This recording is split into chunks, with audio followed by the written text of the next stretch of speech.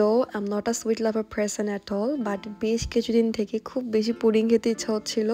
এখানে বিভিন্ন রেস্টুরেন্ট বা সুপার শপে অনেক ধরনের পুডিং কিনতে পাওয়া যায়, বাট আমার খুব ইচ্ছা হচ্ছিল আমার মা যেভাবে পুডিং বানায় ঠিক ওইভাবে পুডিং বানিয়ে খাবো। আমি খুব ফুডি পার্সন না হলেও আমার যখন যেটা খেতে ইচ্ছা করে ওটা বানাতে আমি কখনোই আলসেমো করি না, আমি চটপট করে বানিয়ে খেয়ে ফেলি। সো ফার্স্ট অফ অল এই পুডিংটা বানাতে সর্বপ্রথম আমাদের একটু সুগার ক্যারামেলাইজ করে নিতে হবে। সো দ্যাটস ওয়াই আমি একটা প্যানে 3 টেবিল চামচ পরিমাণ সুগার নিয়েছি, আর এখানে ঠিক 3 টেবিল চামচ পরিমাণ পানি মিশিয়ে নিচ্ছি। সো দ্য রেশিও ইজ 1:1, মানে যতটুকু সুগার ঠিক ততটুকুই পানি মেশাতে হবে। নাও এটাকে আমরা শিমার হতে দিব। একটা পর্যায়ে এটা আস্তে আস্তে থিক হতে শুরু করবে এবং কালার চেঞ্জ হতে শুরু করবে। অ্যাট দিস টাইম চামচটাকে কন্টিনিউয়াসলি নাড়তে থাকতে হবে, ইদার এটা কিন্তু এক জায়গায় বেশি বার্ন হবে আর এক জায়গায় বার্ন হবে না। যেহেতু পুডিং বানানোয় আমার এক্সপিরিয়েন্স নাই বললেই চলে, আমি বানিয়েছি বাট খুবই লেস টাইম, 2-1বারই বানিয়েছিলাম। সো আমি যখন এই ক্যারামেলটাকে কুক করছিলাম এটাকে ওভারকুক করে ফেলেছি, আর একটা পর্যায়ে এটা অতিরিক্ত বার্ন হয়ে যায়। এই জায়গা পর্যন্ত ঠিক ছিল, বাট আমি জানি না এটা মানে আমার যে পাত্রটা এটার তাপেই এটা পরে আরও বেশি বার্ন হয়ে যায়, হয়ে একদম কালচে কালচে হয়ে যায়। দেখো, দেখতে পাচ্ছ কেমন একদম ডার্ক কালার হয়ে গিয়েছে। আসলে এটাকে আমরা এত বেশি ডার্ক করব না। যখনই দেখবো হালকা ব্রাউনিশ টোন চলে এসেছে তখনই আমরা চুলার আঁচ বন্ধ করে দেবো। অটোমেটিক্যালি আমাদের যে পাত্র আছে পাত্রের হিটে এটা আরও বেশি কালার এনে ফেলবে। নাও ক্যারামেল সিরাপটাকে আমি আমার যে পাত্রে আমি পুডিং সেট করব ওই পাত্রে ঢেলে নিলাম, আর এটাকে এখন এভাবে চারদিকে ঘুরিয়ে ঘুরিয়ে সুন্দর করে স্প্রেড করে নিতে হবে। এটা খুবই কুইক কুইক করতে হবে, ইদার এটা খুব তাড়াতাড়ি কিন্তু ঠিক হয়ে যায় বা জমে যায়। সো জমে যাওয়ার আগে এটাকে আমাদের সুন্দর করে চারদিকে ছড়িয়ে নিতে হবে। সুগার সিরাপটা ছড়িয়ে নেওয়া হয়ে গেলে আমরা এটাকে রেস্ট করতে দেবো, এটা যাতে সেট হতে পারে ঠিক মতো। অ্যান্ড যতক্ষণ এটা সেট হবে ততক্ষণে আমরা আমাদের পুডিংয়ের যে মিক্সচারটা আছে ওইটা মেক করে ফেলবো। সো এইটার জন্য আজকে আমি ইউজ করব 2টা ডিম, সাথে রেগুলার ডেইরি মিল্ক, আর অ্যাজ এ সুইটনার আমি ইউজ করব কনডেন্স মিল্ক। আর তোমরা ডেইরি মিল্কের পরিবর্তে এখানে ইভাপোরেটেড মিল্কও ইউজ করতে পারো। প্রথমে একটা মিক্সিং জারে আমি 2টা ডিম ভেঙে নিলাম। Now it's time to mix condense milk. So আমি এখানে নেসলের যে করোনেশন কনডেন্স মিল্ক আছে এটা ইউজ করছি। তোমরা কিন্তু এর পরিবর্তে সুগার ইউজ করতে পারো, বাট কনডেন্স মিল্ক দিলে এইটার টেস্ট কিন্তু অনেক বেশি ভালো লাগে। তবে কনডেন্স মিল্কের পরিবর্তে তোমার নর্মাল সুগার এবং পাউডার মিল্কও ইউজ করতে পারো। আবার অনেকে কনডেন্স মিল্ক যেহেতু একটা মিল্কি ফ্লেভার এনে দেয়, এরকম মিল্কি ফ্লেভার পেতে হলে তোমরা যে ডেইরি মিল্কটা ইউজ করবা ওটাকেও বেশি করে বয়েল করে ইউজ করতে পারো, এতেও কিন্তু টেস্টটা অনেক ভালো আসে। আমার কনডেন্স মিল্ক শেষ হয়ে গিয়েছে, সো আমি একটা নতুন জার ওপেন করছি। এই ক্যান কাটাটা দিয়ে আমি কখনোই ঠিকমতো কাটতে পারি না, আমার পুরোটা কাটে না, একটা পর্যায়ে যেটা আটকায় যায় তখন এখান থেকে একবার আমি এরকম খুলতে লেগে আমি 3 দিয়ে পুরো আমার হাতে কেটে ফেলেছিলাম। So I had a very bad experience. এখানে আমি কনডেন্স মিল্কের পরিমাণটা ঠিকমতো পরিমাপ করি নাই, বাট এটা ছিল অ্যারাউন্ড 5 থেকে 6 টেবিল স্পুনের মতো।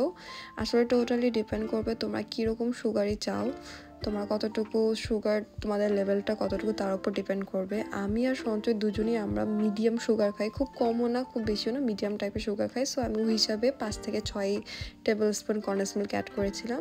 আর এখানে আমি প্রায় 1 কাপের মতো ডেইরি মিল্ক ইউজ করলাম, আর এই সবগুলোকে এখন খুব সুন্দর করে ব্লেন্ড করে নেব। আমি রিসেন্টলি একটা পুডিংয়ের রেসিপি দেখেছি, ওরা ঠিক এইভাবেই তৈরি করে, বাট এর মধ্যে পাউরুটি ইউজ করে, নর্মাল যে রেগুলার ব্রেড আছে ব্রেডটা ইউজ করে।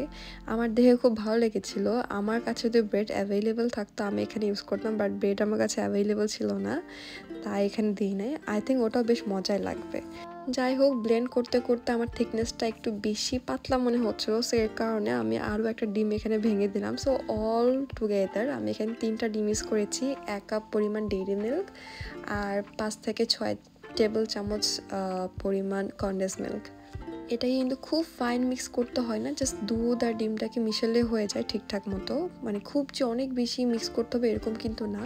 যেহেতু এখানে ডিম আছে সো এটাতে হালকা একটা স্মেল থাকে, আর তোমরা এই স্মেলটাকে রিমুভ করার জন্য ভ্যানিলা এসেন্স বা যে কোনো ধরনের ফ্লেভার ইউজ করতে পারো। আমার পুডিংয়ের মিক্সচার পুরোপুরি রেডি, আর আমার পাত্রে সিরাপটা খুব সুন্দর মতো সেট হয়ে গিয়েছে। আর মজার বিষয় হলো আমার বাসায় কোনো বক্স ছিল না, মানে প্লাস্টিকের বক্স ছিল ম্যাক্সিমাম, এরকম স্টিলের বক্স ছিল না। আমি স্টিলের বক্স কেনার জন্য মরিসনে গিয়েছিলাম, যেহেতু আমার অনেকদিন থেকে খেতে ইচ্ছা হচ্ছিলো পুডিং। সো আমি একটু মনে মনে খুঁজছিলাম যে কোথায় স্টিলের বক্স পাবো, বাট আমি মরিসনে গিয়েও পাই নাই। বাট বাসায় এসে অনেক খোঁজাখুঁজির পর এই বক্সটা খুঁজে পাই। দো এটা রাউন্ড শেপের না, but that's fine, at least I have a box আর যেটাতে আমি পুডিং বানাতে পারবো। But I was a bit confuse যে এই পুডিংটা এখান থেকে বের হবে কিনা, বের করতে পারবো কিনা, যেহেতু এটা একটা স্কোয়ার শেপের। আর আমি আমার লাইফে কোনোদিনও স্কোয়ার শেপের পুডিং দেখি নাই, this is the very first time.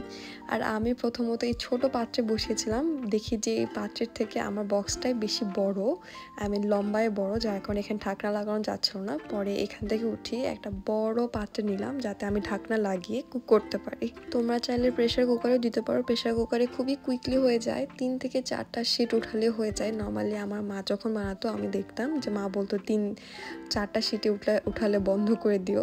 So ওই এক্সপিরিয়েন্স থেকে বলছি আর কি। এরপর এটাকে কাভার করে আমি লো টু মিডিয়াম হিটে এটাকে কুক করেছি।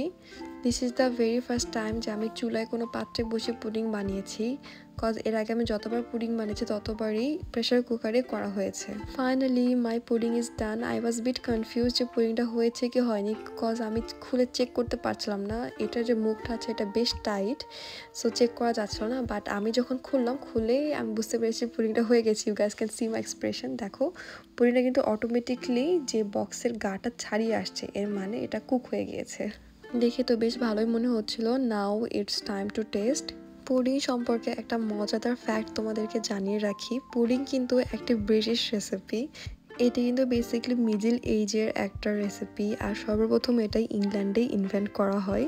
যাই হোক, এখানে আমি আমার যে পাত্রটা আছে পাত্রর চারপাশ দিয়ে ছুরি নাড়িয়ে এভাবে পুডিংটাকে ছাড়িয়ে নিচ্ছি, যাতে আমি যখন এটাকে পাত্রে ঢালার চেষ্টা করব যাতে খুব সুন্দরভাবে এটা নেমে আসে। আর এই জায়গাটাতে আমি লিটারেলি ভয় পাচ্ছিলাম যে এটা কীরকম হবে দেখতে। And finally this the revealing time. And দেখতে একটু ডিসঅ্যাপয়েন্টিং হয়েছে, এটা একটু বেশি কালো হয়েছে দেখতে, আর কেমন একটা ক্রিজেসও আসছে। আই থিঙ্ক এই ক্রিজেসটা আসার মেন কারণ হলো আমার পুডিংয়ে ডিমের পরিমাণ বেশি, সো এখানে আর একটু কম ডিম দিলেও চলতো, বাট দ্যাটস ফাইন। খেতে কিন্তু খুবই মজা ছিল। আর আমার তো জানোই কোনো রকম ডেজার্ট যদি হয় সেখানে আমার ক্রিম থাকা লাগবে, কজ আমি আর সঞ্জয় আমরা দুজনই খুবই ক্রিম লাভার পারসন, আমরা দুজনেই হুইপ ক্রিম অনেক বেশি পছন্দ করি। সো এখানে একটু হুইপ ক্রিম দিয়ে সাজিয়ে নিলাম, যেহেতু এটার লুকটা অত বেশি ভালো লাগে না আমার। সো একরকম হাইটও হইলো, দেখতেও সুন্দর হলো, আবার খেতেও ভালো লাগবে। And here you go, successfully I made the pudding, I am so happy. এই ছিল আমার পুডিং ব্লগ। তোমাদের যদি পুডিংয়ের আরও অন্য কোনো ইনোভেটিভ নিউ রেসিপি জানা থাকে আমাকে জানিও, আর অবশ্যই জানিও কেমন লাগলো তোমাদের। সবাই ভালো থাকবে, আল্লাহ হাফিজ।